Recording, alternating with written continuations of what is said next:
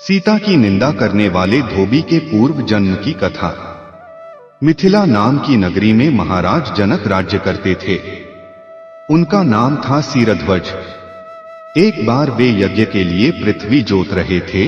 उस समय फाल से बनी गहरी रेखा द्वारा एक कुमारी कन्या का प्रादुर्भाव हुआ। रति से भी सुंदर कन्या को देखकर राजा को बड़ी प्रसन्नता हुई और उन्होंने उस कन्या का नाम सीता रख दिया। परम सुंदरी सीता एक दिन सखियों के साथ उद्यान में खेल रही थीं। वहां उन्हें एक शुक पक्षी का जोड़ा दिखाई दिया जो बड़ा मनोरम था। वे दोनों पक्षी एक पर्वत की चोटी पर बैठकर इस प्रकार बोल रहे थे, पृथ्वी पर श्री राम नाम से विख्यात एक बड़े सुंदर राजा होंगे। उनकी महारानी सीता के नाम से विख्यात होंगी। श्री राम सीता के साथ 11,000 वर्षों तक राज्य करेंगे। धन्य हैं वे जानकी देवी और धन्य हैं वे श्री राम। तोते को ऐसी बातें करते देख सीता ने यह सोचा कि ये दोनों मेरे ही जीवन की कथा कह रहे हैं, इन्हें पकड़कर सभी बातें पूछूं। ऐसा विचार कर उन्होंने अपनी सखियों से कहा, यह पक्षियों का जोड़ा सुंदर है, तुम लोग चुपके से जाकर इसे पकड़ ला। सखियां उस पर्वत पर गईं और दोनों सुंदर पक्षियों को पकड़ लाईं। सीता उन पक्षियों से बोली, तुम दोनों बड़े सुंदर हो, देखो डरना नहीं। बताओ तुम कौन हो और कहां से आए हो? राम कौन है और सीता कौन है? तुम्हें उनकी जानकारी कैसे हुई? सारी बातों को जल्दी जल्दी बताओ, भय न करो। सीता के इस प्रकार पूछने पर दोनों पक्षी सब बातें बताने लगे। देवी वाल्मीकि नाम से विख्यात एक बहुत बड़े महर्षि हैं। हम दोनों उन्हीं के आश्रम में रहते हैं। महर्षि ने रामायण नाम का एक ग्रंथ बनाया है जो सदा मन को प्रिय जान पड़ता है। उन्होंने शिष्यों को उस रामायण का अध्ययन भी कराया है। रामायण का कलेवर बहुत बड़ा है। हम लोगों ने उसे पूरा सुना है। राम और जानकी कौन हैं, इस बात को हम बताते हैं तथा इसकी भी सूचना देते हैं कि जानकी के विषय में क्या क्या बातें होने वाली हैं, तुम ध्यान देकर सुनो। महर्षि ऋष्यशृंग के द्वारा कराए हुए पुत्रेष्टि यज्ञ के प्रभाव से भगवान विष्णु राम, लक्ष्मण, भरत और शत्रुघ्न ये 4 शरीर धारण करके प्रकट होंगे। देवांगनाएं भी उनकी उत्तम कथा का गान करेंगी। श्री राम महर्षि विश्वामित्र के साथ भाई लक्ष्मण सहित हाथ में धनुष लिए मिथिला पधारेंगे। उस समय वहां वे शिव जी के धनुष को तोड़ेंगे और अत्यंत मनोहर रूप वाली सीता को अपनी पत्नी के रूप में ग्रहण करेंगे। फिर उन्हीं के साथ श्री राम अपने विशाल राज्य का पालन करेंगे। ये तथा और भी बहुत सी बातें वहां हमारे सुनने में आई हैं। सुंदरी, हमने तुम्हें सब कुछ बता दिया। अब हम जाना चाहते हैं, हमें छोड़ दो। पक्षियों की ये अत्यंत मधुर बातें सुनकर सीता ने उन्हें मन में धारण किया और पुनः उन दोनों से पूछा, राम कहाँ होंगे? वे किसके पुत्र हैं और कैसे वे आकर जानकी को ग्रहण करेंगे? मनुष्यावतार में उनका श्री विग्रह कैसा होगा?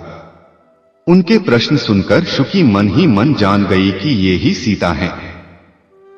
उन्हें पहचानकर वह सामने आ उनके चरणों पर गिर पड़ी और बोली, श्री रामचंद्र का मुख कमल की कली के समान सुंदर होगा। नेत्र बड़े बड़े तथा खिले हुए, नासिका ऊंची, पतली और मनोहारिणी होगी।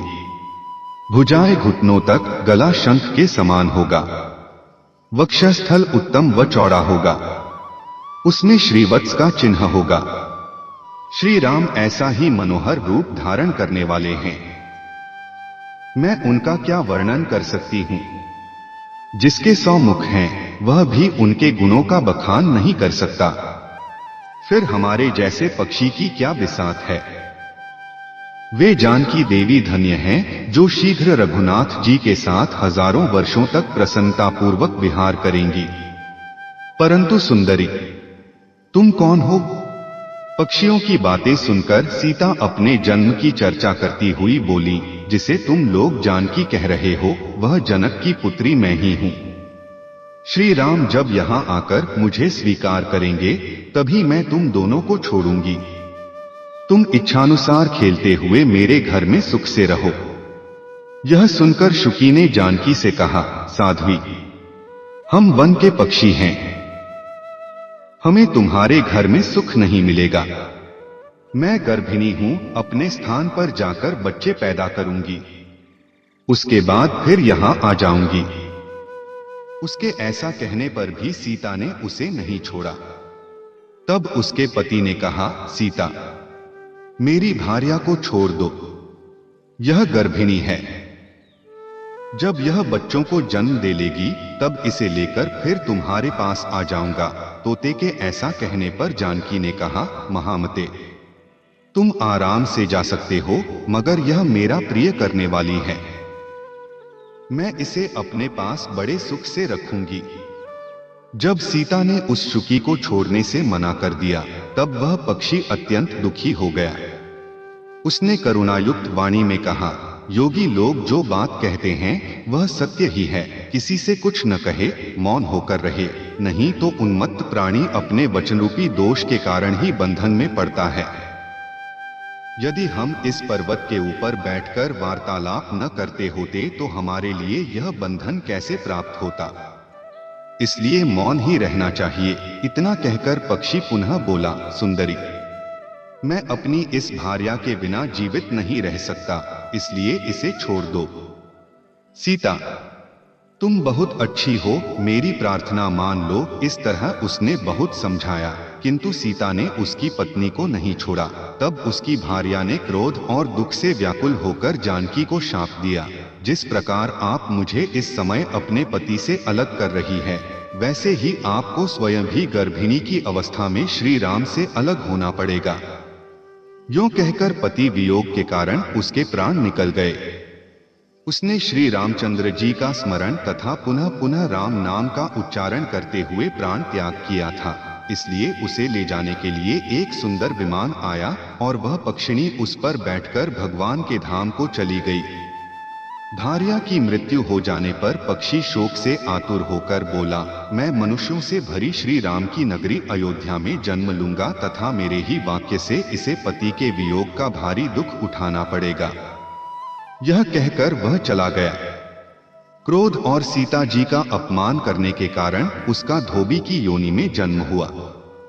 उस धोबी के कथन से ही सीता जी निंदित हुई और उन्हें पति से वियुक्त होना पड़ा। धोबी के रूप में उत्पन्न हुए उस तोते का शाप ही सीता का पति से विछोह कराने में कारण हुआ और वे वन में गईं।